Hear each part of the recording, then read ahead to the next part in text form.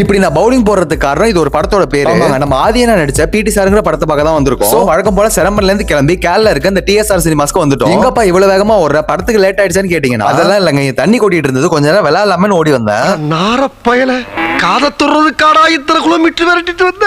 ஒரு வழியா தியேட்டருக்கு வந்துட்டோம். நான் இந்த படத்தோட ட்ரைலர் கூட பார்க்கல, பட் படம் பார்க்க நேரா வந்துட்டேன். ஏன்னா கண்டிப்பா இவரோட படம் எல்லாமே ஒரு சோஷியல் மெசேஜோட தான். நானும் ரொம்ப நேரமா வந்ததுல இருந்து என் பொண்டாட்டிக்கிட்ட என்னோட காஸ்டியூம் எப்படி இருக்குன்னு கேட்டுட்டே இருந்தேன். பேண்ட் டைட்டா இருக்கு, கோட்டு லூசா இருக்கு. உண்மையிலே இது உங்களோட ட்ரெஸ்ஸான்னு கேட்டா ஓகேங்க, ஸ்ட்ரைட்டா கதையை பத்தி பாத்துடலாம். இந்த படத்தோட ஒன்லைன் என்னன்னா, படிக்கிற பொண்ணு படுக்க கூப்பிட அவனுக்கு தைரியம் வரப்ப அதை எழுத்து கேட்க எனக்கு வரக்கூடாது.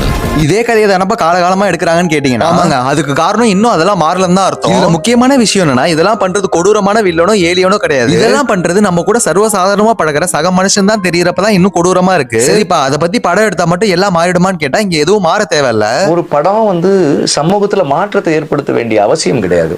ஒரு டிஸ்கஷனை தொடங்கினா போதும்.